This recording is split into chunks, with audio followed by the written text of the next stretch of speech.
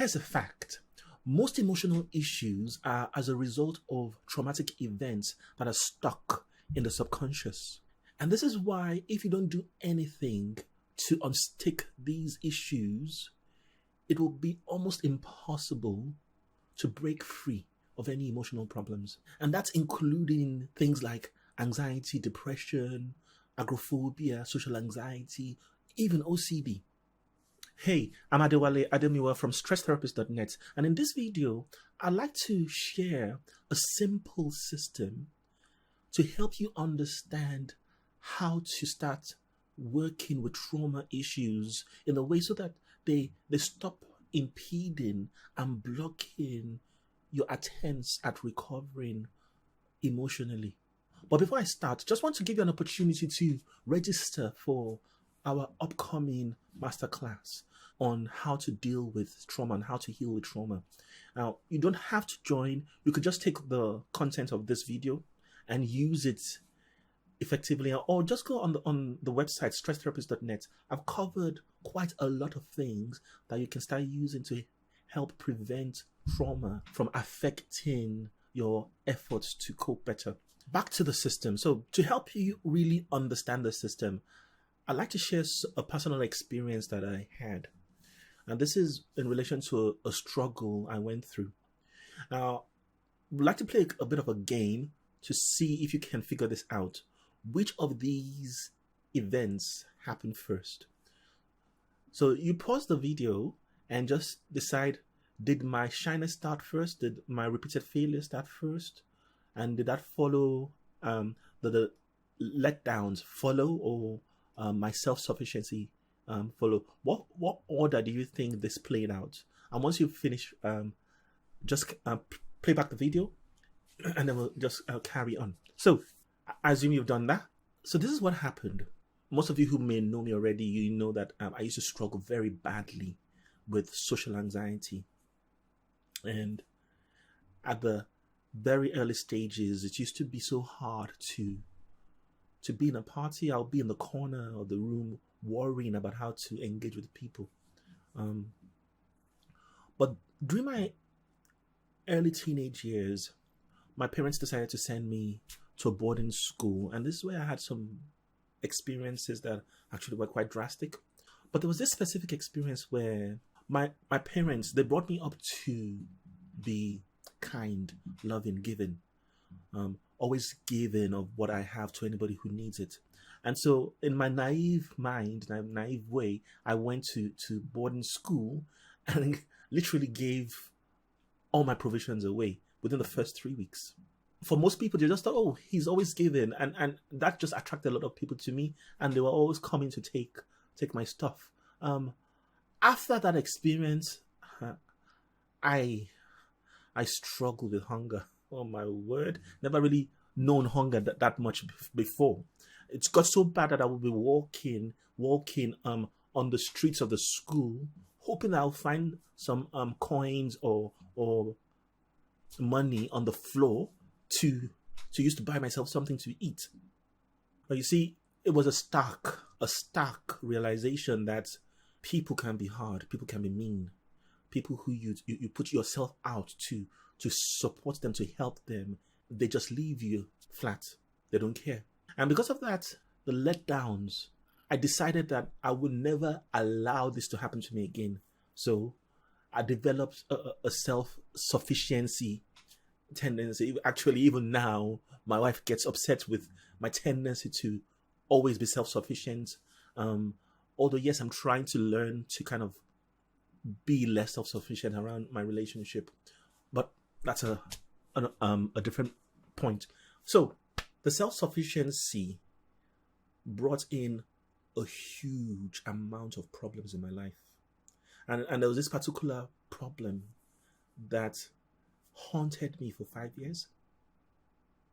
So I came to the UK, and in the UK, I went to the University of Wolverhampton to do my nursing diploma. And to my surprise, I just kept on failing. And why was that surprising? Because when I left Nigeria, I was an A student in the class I was in. But now I just kept on failing. And in my mind, I started thinking that it must be because of racism. The teachers were marking me down because I couldn't see. And in fact, I would advise people on things to put on their paper or on their essays, and they'll get A's, but I still fail. It just didn't make sense. So years down the line, this was about 5 years after I had actually left that school, gone to another school. I was now in Chelmsford University. This pattern of failure was following me everywhere. It was not until when this teacher told me that I would not graduate, I would not get my degree if I carried on this way. So I decided to hunker down and see what was the issue. I started to study about the studying process. That's when I realized the reason why I had been failing all this while was simply because I was not writing using academic language, academic format, right? And you would think, why didn't anybody tell me? Why didn't any lecturer tell me? Nobody would have had the opportunity to tell me anything because I was so self-sufficient. In my self-sufficiency, I didn't listen to anybody. I didn't even tell anybody I had a problem. And so for 5 long, painful years, that experience I had in secondary school haunted me. Now, this is my point now. Because you see, my experience is nowhere as traumatic as what most people have gone through. I actually have a client whose dad, as a way of punishing him, put him in a cold bath and scrubbed his skin with a metal score. You know, those metal sponges until he bled. Mine wasn't as bad as that, and yet it still scarred me for 5 years, caused me problems for 5 years, made me feel like a failure for 5 years, made me think perhaps I couldn't really achieve anything academically. So how is this all linked with trauma and how to heal from trauma? I'd like to introduce you to this map I call the Just Surviving map of trauma. Because this is how, when we've been affected in our lives by trauma, we can live the rest of our lives just surviving and not really living anymore. So it starts with the past trauma. And if I just use my own experience to kind of explain this, and just to say, yes, my experience wasn't a heavy trauma, but you do not need to have something that is extremely heavy for trauma to be a problem for you. It could be just that you had a mom who wasn't listening to you, and that's a trauma issue in your life. Actually had another client, his trauma was because his dad was not reliable. All through his childhood, his dad was never really there. And the hurt and pain that caused him made him determine himself that he's going to be a reliable person and not cause other people pain the way he felt it. So the past trauma informs what I call a collection of schemas. For that client I just described now, he formed a system of thinking and behaving around this issue of being reliable. And that's like a schema. So a schema is a system of thinking and belief. Your beliefs, your thinking systems and behaviors around a certain thing. So for example, a chair. We all have the schema for a chair. And your schema for a chair may be, a chair is something that you use for relaxing, you use for sitting down, and it helps you perhaps enjoy watching TV. However, if I told you sitting has become the new smoking, because they've now found that because you sit for long hours, it actually affects your health as bad as smoking affects your health. And in other words, sitting can kill you. Now I've completely changed your schema for a chair. Perhaps now your behaviors around a chair will include, I won't sit down for too long. I'll make sure I stand and do some exercises every time I need to sit down for a long period of time. You understand? Yeah. So the past trauma, and for me, that issue was people taking advantage of me and not being there for me when I needed it. It informed my own schemas around self-sufficiency to kind of protect myself from people. And then what happens then is the schemas creates stressful events in our lives. For me, it was a failure for 5 years. For you, it might be completely different. For this other client who developed a tendency to be reliable, the stress came from helping others, so much so that he neglected himself. It caused him to be overwhelmed. And the overwhelmed and the tiredness and exhaustion became an issue for him that actually caused him to get depressed, really. From the collection of schemas and the stressful events that's created, they have a huge impact on our nervous system. So it just triggers our nervous system all the time. And I just want you to watch this point now, because this nervous system is a central part of this whole map. You see how almost everything is pointing to the nervous system, telling you how much the nervous system is being impacted by this map caused by trauma. So you've got the stressful events created by the collection of schemas affecting your nervous system, the schemas themselves affecting your nervous system, plus the trauma itself has a direct impact by these things that are called surprising triggers on the nervous system. Now, surprising triggers could be anything that you don't even connect to your trauma, but your nervous system remembers. It may be that at one point when your mom was scolding you, or maybe calling you a stupid fool, or abusing you badly, you smelled a particular type of perfume on her, right? And you're walking down the market 10 years down the line, somebody has that same perfume. You just suddenly start feeling your body tensing up. You feel yourself coming up with a panic attack out of nowhere. You haven't made the connection, but it doesn't matter if you make the connection or not consciously. Your nervous system gets triggered still. So you've got a triple whammy system going on here, constantly triggering your nervous system, constantly triggering your nervous system. I mean, first of all, the trauma has triggered your nervous system for a long time, making it extremely sensitive. And then for the rest of life, the whole pattern that has been formed is triggering your nervous system. No wonder you often feel numb.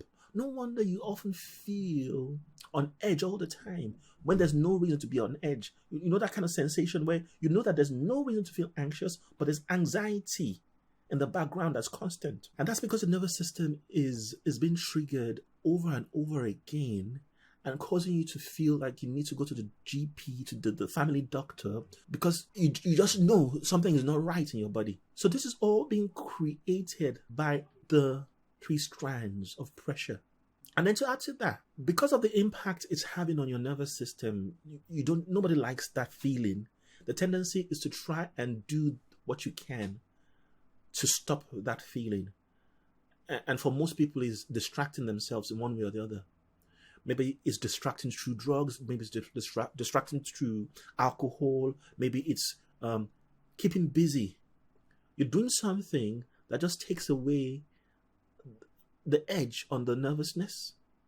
But the problem is that same thing that you're doing is blocking the proper processing. Talking about that blocking of the processing, we've got these issues here. So often what happens then is that when your nervous system gets triggered and you feel emotionally overwhelmed, you feel like you can't function as well as you know you should, you will either feel guilty, you will either feel angry, feel anxious or fearful because of what's happening to you, feel ashamed. The guilt will be because something like you feel you're now an adult. You shouldn't be affected by something that happened 40 years ago anymore. Or the anger could be that you are angry with yourself for still being affected by the same thing. You're ashamed as an adult, you should not be experiencing this. So the embarrassment makes you feel like so you need to just hide away and not let anybody know that you're struggling. And then the depression, because the experience puts you in a place where you just feel constantly helpless and hopeless. And all these emotions force you to distract yourself from how you're feeling in one way or another. And leads to the blocking of processing. So what's blocking the processing? So usually what should happen is that whenever we have an event or experience, your brain has to process it in order to learn from it. And then your brain starts to apply that experience to other experiences. So I know this is a pen. The only reason I know this is a pen is because I've had an experience in my past that showed me this is a pen. Now I can use it as a pen. This has to happen, otherwise the brain doesn't learn. And if the brain has gone through a traumatic experience and is not able to process that experience, it's going to keep trying to process that experience. It keeps trying to process that experience, and that results in you having flashbacks. It keeps trying to process that experience, that results in you having nightmares, panic attacks, right? Because it keeps trying to process that experience. And because the processing hasn't been done effectively, when the brain revisits the memory, it revisits in a way that you experience it like it's happening all over again. And that's why the experience can be quite overwhelming, because it puts you back in the place where your nervous system needed to numb you, where your nervous system needed to protect you from the trauma that was happening. So because the brain has not been able to process properly, it keeps the trauma memories alive and hot and emotional. Hence, they keep triggering you. They keep triggering you. So these three things are happening. And what do we do? How do we resolve this? Would you like me to tell you the best way to ensure that this retriggering stops happening? Yeah. In order to get to that point, you've got to do three things consistently. We've got to work on our collection of schemas and the stressful events that are creating, so that that's not retriggering you, right? We've got to work on our nervous system by using soothing and resetting strategies for the nervous system. And we've got to help the brain process. Because when we can do those three things, it just naturally puts an end. It puts an end to all these triggers. And then you don't get triggered anymore. And it's so surprising sometimes when I see clients. Well, one client just recently, she's been having trauma issues right from her childhood. And we were doing this processing part of the work. And she, about 2 weeks later, she came back to me and she's saying, I'm not sure if I'm doing this correctly, but I don't know, because it doesn't feel right anymore. And what was happening for her was, when she first started to process, it was emotionally draining. Yeah, it had a heavy impact on her that she often needed to sleep, right? But by 2 weeks later, she wasn't even feeling the memory anymore. It wasn't triggering any emotion anymore. And so she thought she was doing it wrong. She thought she wasn't processing properly. And I explained to her, but this is the outcome that we are looking for. This is what we are trying to achieve by processing. Your memory stop triggering you. The memory stop being potent emotionally, and they don't bombard you anymore. And because then the brain is now relating to them like as a done and dusted issue. It's not an issue anymore. You stop getting intruded by those memories. So if you can work on your schemas by changing your reactions to the schemas, the trauma quiz you just completed, that gives you information about your schemas that are working against your healing. And once you've got that, the idea would be to start changing, reacting differently to what you have in the results that you're going to see. In the results, you're going to see a number of things. So you get an email that gives you a link to the different results. And these are just my summary of different schema systems that can affect you and impact your ability to heal with trauma. So my suggestion would be, once you have gotten your trauma your quiz result, you go through these one at a time, figure out how you can change your reactions within these schemas, and then that stops the impact it's having on you. it stops the impact it has on your nervous system, like I've been describing. Okay.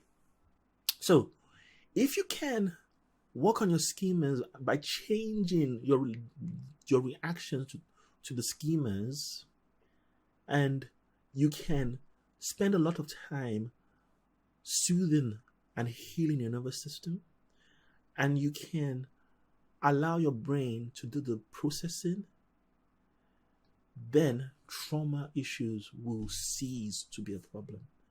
And for this client, it took her 5 weeks. 5 weeks, just 5 weeks to get to a point where before she wasn't sleeping properly. She wasn't able to eat properly. 5 weeks she was now sleeping better. Yes, it wasn't a full 7 hours sleep, but before she could hardly close her eyes for an hour. She would wake up, another hour, she would wake up, another hour. Now she was even doing 3 hours, sometimes 4 hours.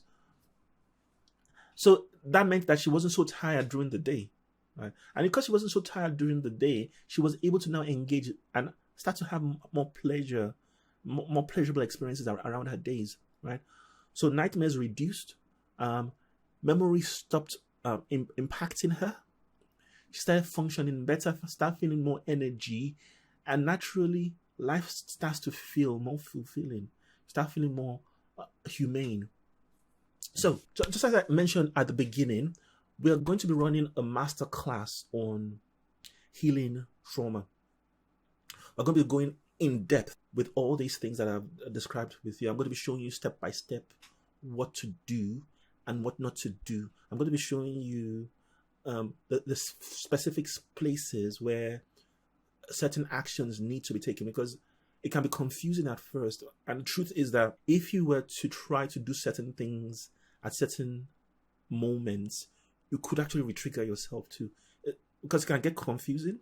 But once you understand how to work with the system, it becomes easy to work with. Now, when I say it becomes easy, not necessarily meaning that you still won't have work to do, you still won't struggle and go through pain as you're working through these things. But the benefit would be that you stop making mistakes that re-trigger you. You stop making mistakes that re-traumatize you, because you're going in a direction where your body and your nervous system particularly is healing and healing and healing and healing. In other words, you will get faster to the point of healing by joining us in this masterclass. So if you would be interested in joining us, the button is below. I know at the moment we're still doing the discount, and the reason we have the discount is that this is going to be the first time I'm going to run this class live. I mean, I've been working with this system with my clients over the last 10 years, but this is the first time I'm going to actually run it as a online class live with a group of people.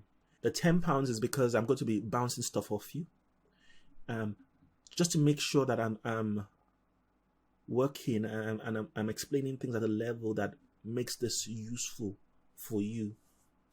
So you'll be helping me and I'm helping you in the process.